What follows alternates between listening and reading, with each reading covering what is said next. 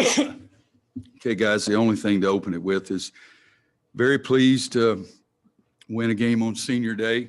That's always been extremely important to me.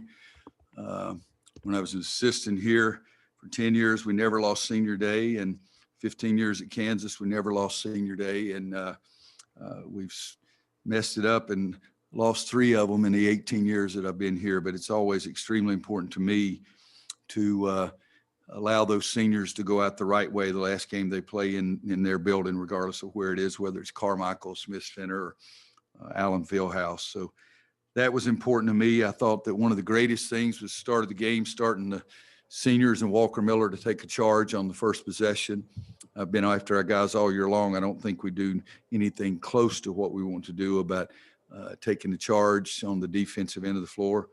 I thought early in the game we got off to a great start, to say the least, and we were doing a great job on the backboards and getting some offensive rebound points.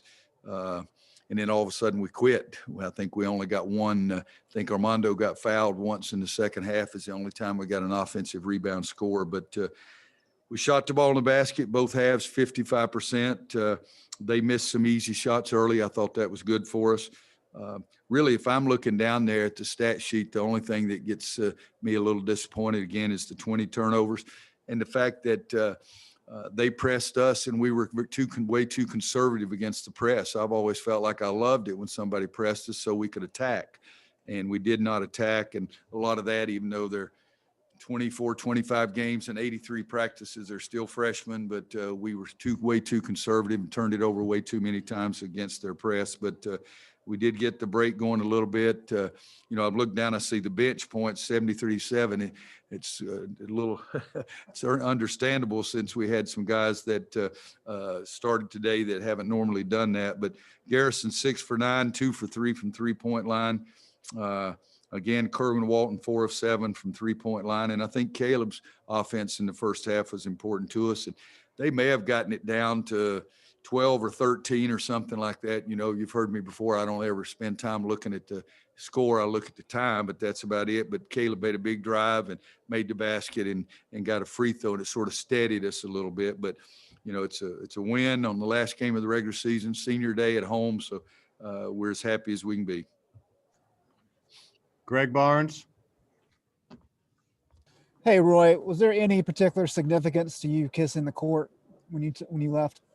Yeah, we only lost one game there, and I always thought I loved the home arena and what we were doing. And this year, the home court was not fans. It was the familiarity of the basket, familiarity with the floor, familiarity with the background. And I'd like to go back over and play that Marquette game again, but it's not like golf. You don't get a mulligan. Andrew Jones.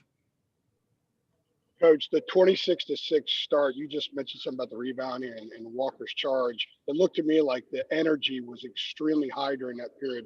What was the most important thing that kind of led to that kind of start? Well, again, I'll go back and say Walker Miller taking the charge was really big, and they helped us. They missed some shots early and turned it over, but was the score at the game one time 26-6? Were you talking about, Andrew, was that the score at the start of the game? It was 26-6, I think, just under the midpoint of the half. Okay, yeah.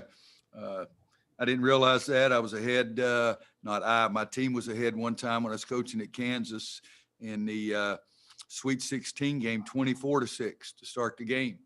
And John Clockerty was reffing the game, and they found in the Charlotte Coliseum a bolt that was raised up out of the floor about 1.5 inches.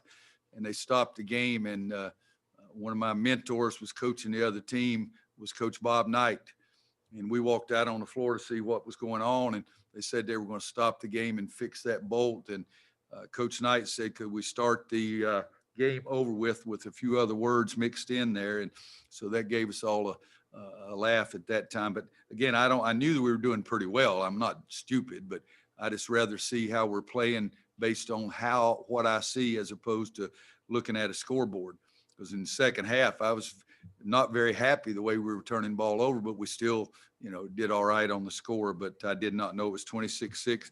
The enthusiasm of senior day, the enthusiasm of the last game of the year in the Smith Center, the enthusiasm of what you start playing for at this time of year, I think that led to us playing as well as we played, and we know we didn't play very well in our previous game. Brendan? Hey, Roy. Yeah, you mentioned those 20 turnovers, and yet in the second half, it was never even a single-digit game. You know, what does that sort of speak to about these guys' ability to sort of play through it and you know, get out of their own way to some extent? Well, they need to do a better job of playing through it and getting out of their own way by stop turning the daggum ball over is what it means. And yeah, again, guys, I don't spend a lot of time looking at the score. I've told you that 1,000 times, but if you turn it over 20 times, you're going to lose a lot of games. I don't care if you shoot 55% or not. We caught Duke on a day where guys look down there. They're a better three-point shooting team than we are, and they were 5 for 27. So those kind of things help. Adam Smith? Roy, I know you often say, you know, it looks a lot better when the ball goes in the basket, but you hit 8 threes today and got some early to seem to, you know, get you going. Does it seem like for your team in particular that when those shots from 3-point range go in, it just seems to open up things more and get you in just sort of just a better rhythm offensively? Oh, I don't think there's any question that. It's the reason I say that about when the ball goes in, everything looks better. I think Kerwin Walton, when Kerwin makes those threes and he makes some difficult threes, the whole team gets enthusiastic about it. Garrison made 2 today. One of them was a last desperation shot at the end of the shot clock right in front of their bench. But I've always said, guys, I think you need to have a great mix. We need to have guys who can score inside, and we need to be able to have some guys who can make shots from the perimeter, and we need to make free throws. And we got a little bit of a good mix today, and I think that was helpful. Couple more. CL? Roy, you certainly tried to build your team in a way that it would be balanced, but how tough do you think you guys will be to beat in the postseason when you get contributions like this that you did tonight from a little bit of everywhere? Well, I think that's the reason I like it, because it's hard to focus on one area or one guy. You know, we shoot 55 from the floor, 44 from 3, and 80 from the free throw line.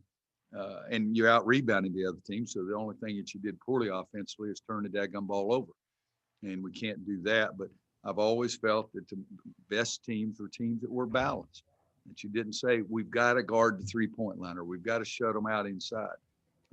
Our better teams have always had good balance. But making those shots from the outside, Kerwin again, he's in the back of the room and he's really going to enjoy talking to you like he always does. But he makes those baskets. And he made one in the first half after he took the ball between his legs that had everybody on my team jumping around. So I'm looking forward to seeing that over again. Okay, Brian Keys, last one before Kerwin gets in there, please. Hey, Roy, you talked about it a little bit after the game, but I just wanted to ask, you know, what was the importance of having fans in the stadium and having players' families out for the last game of the season here? Well, I think, you know, it's pretty easy to figure out. I mean, it's the only time that I did not like it was the last play of the first half. Because the last play of the first half, we had a foul to give, 3 fouls to give. In fact, if they had been going to just play, we were going to use all 3 of them. But they sort of held the ball for the last shot. And I said, I do not want to double team, because if we double team, somebody's going to get an open 3. So they double teamed on their own when I'm screaming, no, no, no, no, no.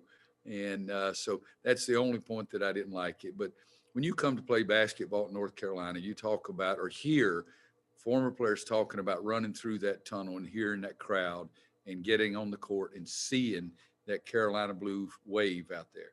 And so that's something they've missed. And I think the last 2 games, as I said, it's been the loudest 3,200 crowd I've ever seen in my life. They were enthused about it. The students were great.